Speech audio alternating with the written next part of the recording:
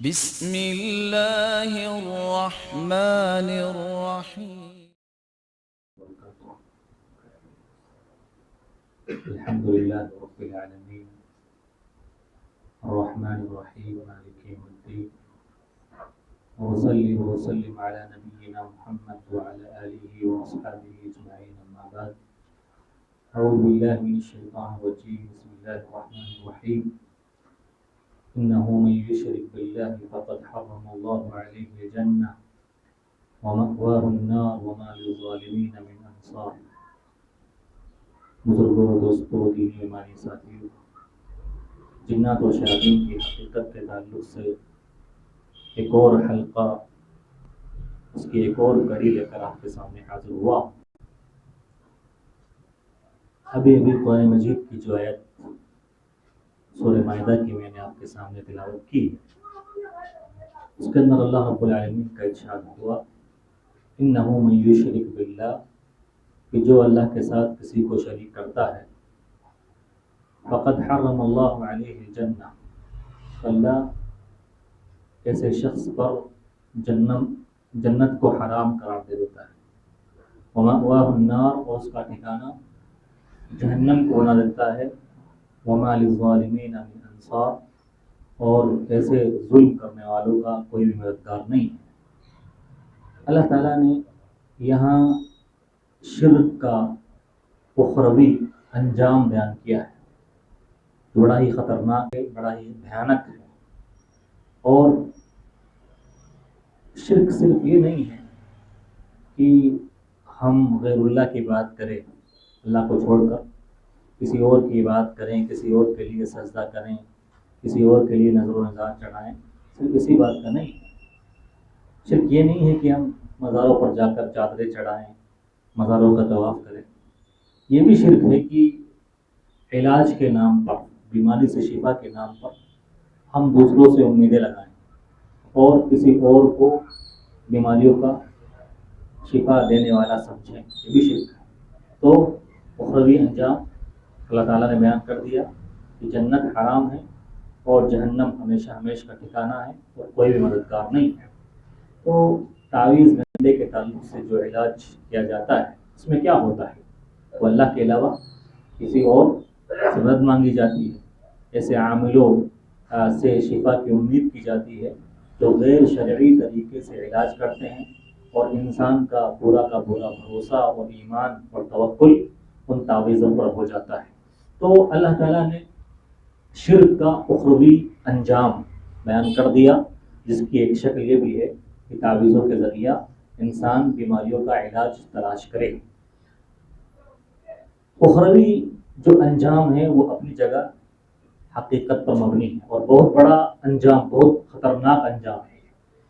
شرک کا جو ایک نقصان ہے، انسان کو دنیا میں بھی اٹھانا پڑتا ہے.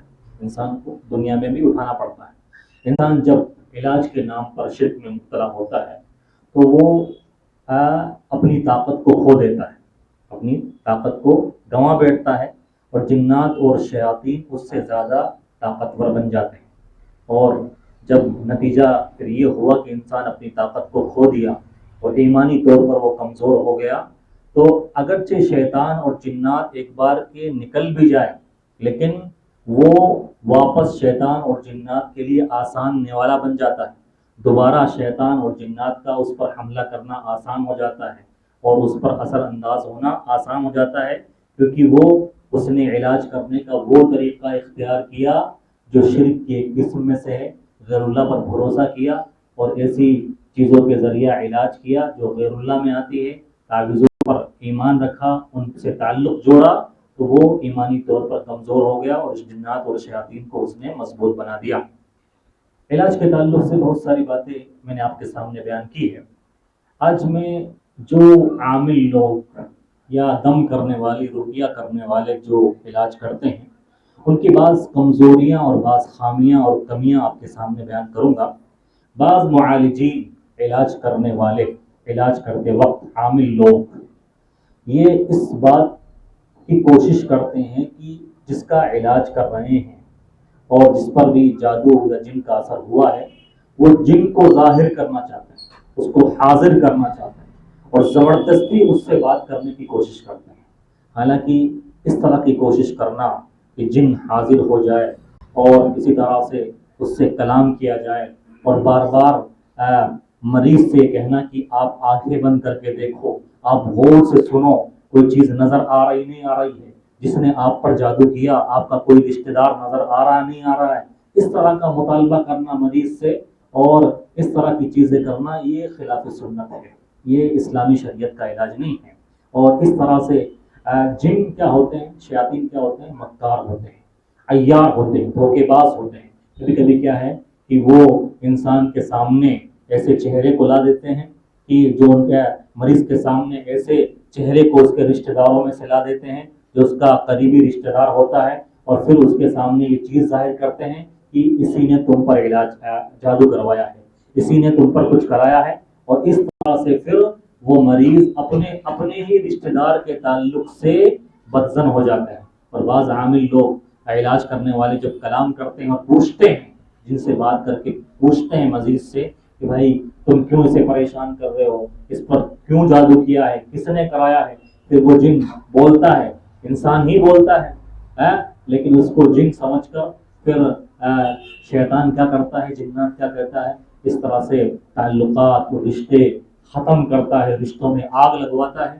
بھائی جب مریض بولے گا اور آس پاس میں لوگ موجود رہیں گے اور اس نے کسی کا نام بتا دیا، قریبی کا یا پڑوسی کا یا رشتہ دار کا، کہ فلاں نے جادو کروایا ہے، اب وہ اندھا دھن اس پر بالکل اس کی بات کو سچ مان لیں گے.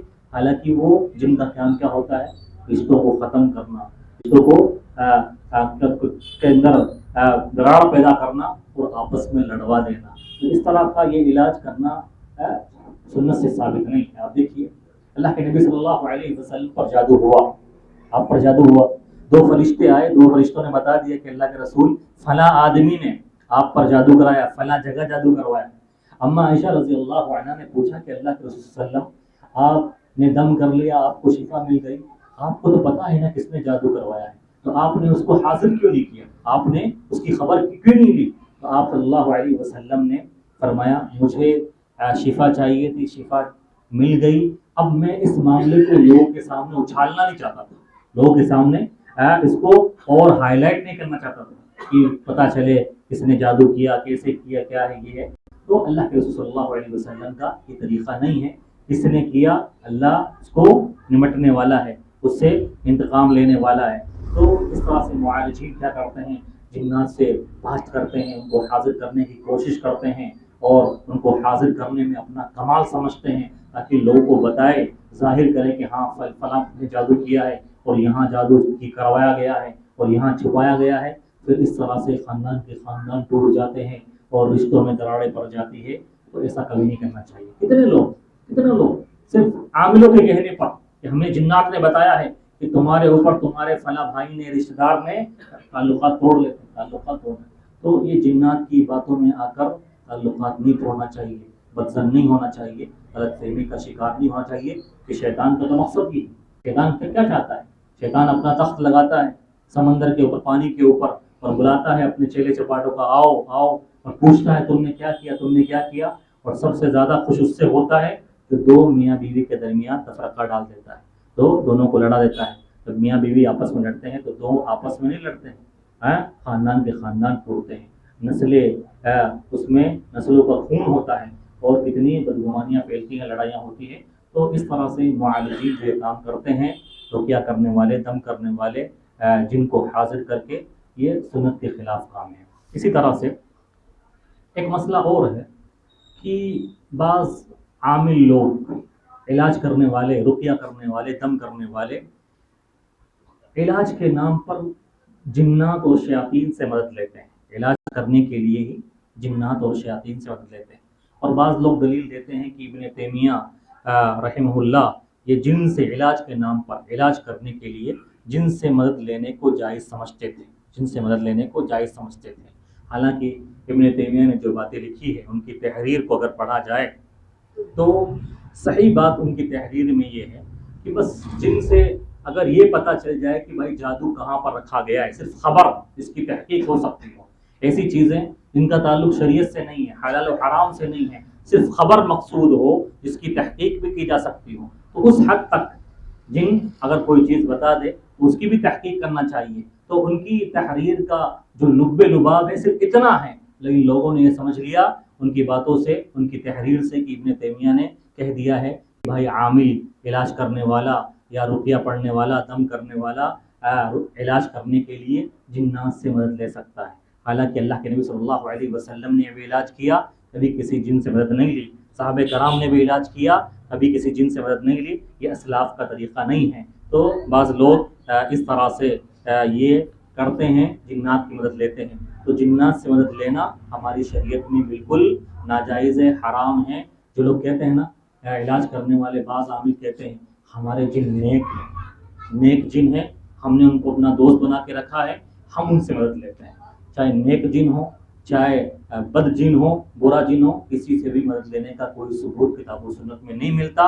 اگر صحیح ہوتا ان سے مدد لینا، اللہ کے رسول صلی اللہ علیہ وسلم سب سے پہلے مدد لیتے، صحابہ کرام لیتے، اسلاف لیتے۔ تو جنات سے مدد لینے والا عامل سمجھ لیجئے کہ وہ پکا جادوگر ہے، وہ پکا پاکھنڈی ہے، اور آپ کو لوٹنا چاہتا ہے، اور آپ کی بیماری کو اور بگاڑنا چاہتا ہے، اور آپ کے عقیدے اور ایمان کو لوٹنا چاہتا ہے۔ تو جنات سے مدد کا کوئی ثبوت نہیں ملتا ہے۔ اور قرآن مجید کی ایک آیت بھی علماء کرام نے لکھی ہے جس سے استدلال کیا ہے کہ جنات سے مدد لینا ہماری شریعت میں چاہے علاج کے نام پر ہو یا کوئی اور مدد کے نام پر ہو، یہ جائز اور درست نہیں ہے۔ بعض لوگ مدد لیتے ہیں نا، کسی کی کوئی چیز گم ہو جائے، کوئی گم ہو جائے، ان کے پاس جاتا ہے، ان کی فیس ہوتی ہے، عاملوں کی فیس ہوتی ہے، ہاں تمہاری چیز کا پتہ لگا لیں گے تو کتنی فیس چاہیے۔ تو وہ لوگ جنات سے مدد لیتے ہیں اور جنات ان کی مدد کرتے ہیں۔ جیسا کہ پہلے گزرا ہے، جنات اسی شرط پر مدد کرتے ہیں جب ان سے مدد لینے والا شرکیہ کام کرے، اللہ کو ناراض کرنے والا کام کرے، اور اسی طرح سے ایسے گھناؤنے کام کرے جو اسلام سے خارج کرنے والے ہوں اور عقیدے اور ایمان کے منافی ہوں۔ تو اس طرح سے لوگ کرتے ہیں۔ تو قرآن مجید کے اندر ایک آیت ہے، علماء کرام نے کہا کہ اس آیت سے دلیل پکڑتے ہوئے اللہ رب العالمین کا ارشاد، یا معشر الجن قد استكثرتم من الانس وقال اولیاؤهم من الانس ربنا استمتع بعضنا ببعض وبلغنا اجلنا الذي اجلتنا لها۔ یعنی کل قیامت کے دن اللہ تعالیٰ جناتوں کو اور انسانوں کو جو ان سے مدد لینے والے ہیں، آپس میں ایک دوسرے کی مدد کرنے والے ہیں، اللہ ان کو اپنے سامنے حاضر کرے گا اور کہے گا کہ جناتوں کی جماعت تم نے انسانوں کو بہت گمراہ کیا، اور انسان بھی کہیں گے کہ اللہ ہم نے آپس میں ایک دوسرے کی بہت مدد کی، دنیا میں ہم ایک دوسرے کے کام آئے۔ تو اس آیت کی روشنی میں یعنی اللہ ان کو عذاب دے گا، اس کام کی وجہ سے اللہ ان کو عذاب دے گا، ان کی پکڑ کرے گا۔ پتہ کیا چلا کہ جنات سے مدد لینا یہ جائز اور درست نہیں ہے۔ ایک مسئلہ اور ہے کہ بعض لوگوں کی طرف سے اشکال ہوتا ہے کہ بعض علاج کرنے والے عامل، بابا لوگ، پاکھنڈی لوگ، یا دم کرنے والے، علاج کے نام پر رقیہ کرنے والے، بہت سے عامل جو ہوتے ہیں غلط طریقے سے علاج کرتے ہیں، کتاب و سنت سے ہٹ کر علاج کرتے ہیں، غلط طریقے سے، اس طریقے سے علاج کرتے ہیں جو اللہ کے نبی کا طریقہ نہیں ہے، صحابہ کا طریقہ نہیں ہے، اسلاف کا طریقہ نہیں ہے، کتاب و سنت میں وہ طریقہ وارد نہیں ہوا ہے، لیکن پھر بھی ان سے شفا مل جاتی ہے، پھر بھی ان سے شفا مل جاتی ہے۔ تو بہت سارے لوگوں کو یہ اشکال ہوتا ہے کہ ایسا کیوں ہوتا ہے؟ جب علاج کرنے کا طریقہ ہی غلط ہے تو ان سے کیسے شفا مل جاتی ہے، ان سے کیسے ہمیں علاج مل جاتا ہے؟ تو میرے بھائیو، اس کے بہت سارے اسباب ہوتے ہیں۔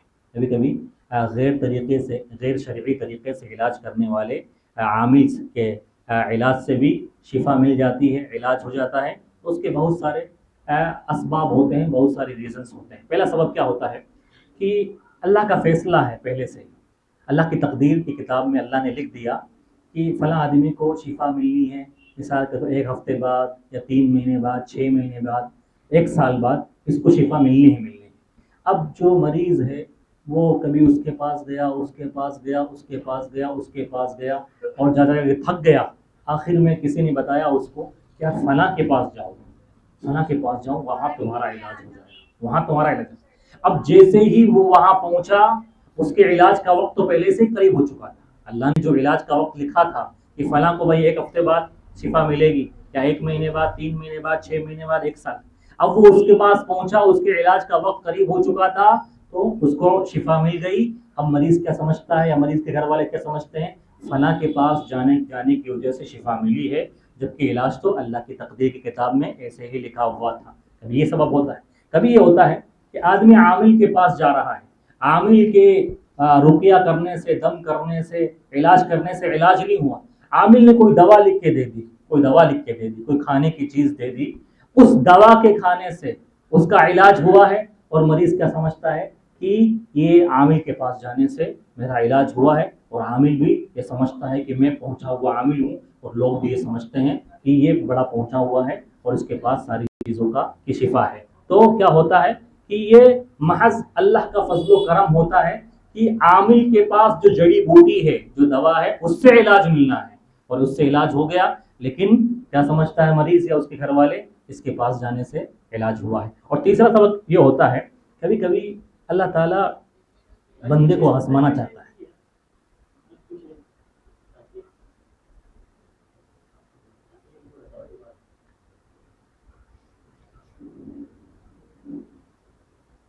اللہ تعالیٰ کبھی کبھی بندے کے ایمان کو جانچنا چاہتا ہے، اس کا امتحان لینا چاہتا ہے. اب ہوتا کیا ہے کہ ایک بندہ عامل کے پاس جاتا ہے، اور جانے والے پنڈت کے پاس بھی جاتے ہیں، مندروں کے پجاری کے پاس بھی جاتے ہیں، مندروں کے پنڈتوں کے پاس بھی جاتے ہیں. اب وہاں سے اب علاج ہو جاتا ہے، تو یہ کیا ہے، یہ اس بندے کا امتحان ہے، اللہ اس کو آزما رہا ہے. اب پنڈت سے جس کو علاج مل گیا اور پجاری سے جس کو علاج مل گیا، تو ہم یہ کہیں گے کہ یہ پنڈت کے اندر شفا ہے. ہم یہ سمجھ سکتے ہیں اسلامی تعلیمات کی روح سے اسلام کیا کہتا ہے. اسلام ایک بندے کا عقیدہ کیا ہونا چاہیے، ایک مومن بندے کا عقیدہ کیا ہونا چاہیے کہ شفا دینے والی ذات صرف اللہ کی ہے، اور شفا اسی طریقے میں ہے جو طریقہ کہ اللہ نے بیان کر دیا کتاب و سنت کے اندر، اللہ نے بیان کر دیا قرآن مجید کے اندر، اور اپنے نبی کے ذریعہ بیان کروا دیا سنت کے اندر، اور اپنے نبی نے بتا دیا اپنے صحابہ کو، اپنی امت کو جو صحیح طریقہ وہی علاج کا طریقہ ہے. اب پنڈت کے پاس جانے والا، مندروں میں جانے والا، پجاریوں میں جانے والا، اب اس کو علاج مل بھی گیا، یہ اللہ کی طرف سے اس کی آزمائش ہے، اس کا امتحان ہے کہ اللہ اس کے امتحان کو آزما رہا ہے کہ میرا بندہ آخر مجھے شافی سمجھنے والا ہے یا کسی اور سے شفا کی امید رکھتا ہے. تو کبھی کبھی اللہ تعالیٰ آزمانا چاہتا ہے، اس طرح سے بھی ہوتا ہے. اور چوتھا سبب، کبھی کبھی ایسا ہوتا ہے کہ جب انسان شرک کرنے لگ گیا، شرکیہ طریقے سے علاج ڈھونڈنے والا بن گیا اور شرک میں داخل ہو گیا، تعویذات میں پڑ گیا، عاملوں کے چکر میں پڑ گیا، اور غیر شرعی طریقوں میں پڑ گیا، شیطان کو تو مقصد حاصل ہو گیا، شیطان کا مقصد حاصل ہو گیا. شیطان کو لگ گیا کہ بھائی اب یہ اس میں پڑ چکا ہے، اب وہ شیطان اپنے آپ کو اس سے الگ کر لیتا ہے، اس سے نکل جاتا ہے، الگ کر لیتا ہے، اور اس کو تکلیف دینا چھوڑ دیتا ہے کہ بھائی اب اس کی دنیا بھی گئی، اس کی آخرت بھی گئی، یہ فلاں عامل کے پاس آ گیا، اب میں یہاں سے ہٹ جاتا ہوں. اب اس کا عقیدہ اور ایمان یہ بن جائے گا کہ مجھے شفا ملی ہے اس فلاں عامل کے آستانے پر ملی ہے، یا فلاں بابا کی قبر پر ملی ہے اور اس کی درگاہ پر ملی ہے. تو اب یہ ہو گیا، خلاص اب میرا معاملہ کلیئر. اب شیطان جنات اس کو تکلیف دینا چھوڑ دیتا ہے. تو یہ اسباب ہوتے ہیں اور یہ ریزنز ہوتے ہیں، اور بھی بہت ساری چیزیں ہیں، انشاءاللہ میں اگلے درس میں ذکر کروں گا. تو کیا ہے کہ شیطان کبھی کبھی اپنے آپ کو ہٹا لیتا ہے، اور اس کے تعلق سے دلیل بھی ملتی ہے ابو داؤد کی صحیح روایت. عبداللہ بن مسعود رضی اللہ عنہ کی بیوی زینب رضی اللہ عنہا، ان کی آنکھ پھڑکتی تھی، آنکھ فڑفڑاتی تھی، تو وہ دم کرانے جاتی تھی ایک یہودی کے پاس. عبداللہ بن مسعود رضی اللہ عنہ کو پتہ چلا تو ان کو کہا کہ یہ جو تم دم کرانے جاتی ہو، یہ دم اور یہ تعویذ گنڈے اور اسی طرح سے میاں بیوی میں محبت کرنے والی یا درار ڈالنے والی چیزیں ہوتی ہیں نا، یہ جو دم جھاڑ پھونک ہوتا ہے، یہ شرک ہے، شرک. تو زینب رضی اللہ عنہ نے کہا آپ ایسا کیوں بولتے ہو، آپ ایسا کیوں کہتے ہو، جبکہ میں اس یہودی کے پاس دم کرانے جاتی ہوں تو میری آنکھ پھڑکنا بند کر دیتی، آنکھ پھڑپڑانا بند کر دیتی. تو عبداللہ بن مسعود رضی اللہ عنہ نے کہا وہ شیطان ہے. جب تم اس کے پاس جاتی ہو تو وہ اصل میں شیطان تمہارے آنکھ پر یہ اپنی انگلی رکھتا ہے اور تمہیں کچوکے لگاتا ہے، وہاں پہ حرکت کرتا ہے جس سے تمہاری آنکھ فڑفڑاتی ہے. لیکن جب تم ان کے پاس جاتی ہو تو وہ اپنی حرکت کو روک دیتا ہے اور وہاں پر حرکت کرنا بند کر دیتا ہے، جس سے تمہیں لگتا ہے کہ تمہیں شفا مل جائے. پتہ کیا چلا کہ آستانوں پر جانے اور اسی طرح سے درگاہوں میں جانے، بعض اوقات وہ شیطان اور جنات سمجھتے ہیں کہ اب بس معاملہ ختم ہو گیا، ان کا دین و ایمان ختم ہو گیا، اب اپنے آپ کو الگ کر لو. اسی جیسے دیکھیے آستانوں پر، مزاروں پر، درگاہوں پر، خانقاہوں پر آپ کو مریضوں کی لائنیں لگے گی، بھرے پڑے ہیں مریض بھرے پڑے ہیں، کیونکہ شیطان نے ان کا عقیدہ بنا دیا شفا ملے گی تو یہیں ملے گی۔ مسجدوں میں بھی بیمار نظر نہیں آئیں گے آپ کو، مسجدوں میں بیمار جہاں اللہ کی رحمتیں، اللہ سے بیماری کا علاج منگایا تو وہاں کوئی نظر نہیں آئے گا، لیکن شیطان نے سب کے ذہن و دماغ میں یہ بات ڈال دی ہے کہ آستانوں پر چلے جاؤ، خانقاہوں میں چلے جاؤ اور درگاہوں پہ چلے جاؤ اور وہاں بابا ہیں پہنچے ہوئے، وہاں سے آپ کو ہو جائے گی۔ تو اس طرح سے شیطان کا یہ ہتھ کنڈا ہے، اور اکثر مسلمان اس میں پھنسے پڑے ہیں اور اس دلدل میں گھس گئے ہیں، اپنے دین ایمان کو برباد کرتے ہیں۔ لا الہ الا اللہ محمد رسول اللہ پڑھنے والا مسلمان، نمازیں پڑھنے والا مسلمان، حج کرنے والا، زکوٰۃ دینے والا اور عمرے کرنے والا، سارے دین کے کام کرنے والا مسلمان شفا کے معاملے میں اپنا دین و ایمان لٹائے بیٹھا ہے اور شرک میں مبتلا ہے اور سمجھتا ہے کہ میں بہت بڑا ایمان والا ہوں۔ تو بھائیوں، اس مسئلے کی نزاکت کو سمجھنے کی ضرورت ہے۔ علاج کے تعلق سے اور بھی جو معالجین کی غلطیاں ہیں، میں انشاءاللہ اگلے درس میں آپ کے سامنے بیان کرنے کی کوشش کروں گا۔ اللہ تعالیٰ کہنے اور سننے سے زیادہ عمل کرنے کی توفیق عطا فرمائے۔ آمین۔ اقول قولی ھذا استغفر اللہ لي ولكم۔ اللہ کے دین کی دعوت اور لوگوں تک پہنچانے کے لیے اس ویڈیو کو ضرور لائک، شیئر، کمنٹ اور سبسکرائب کریں۔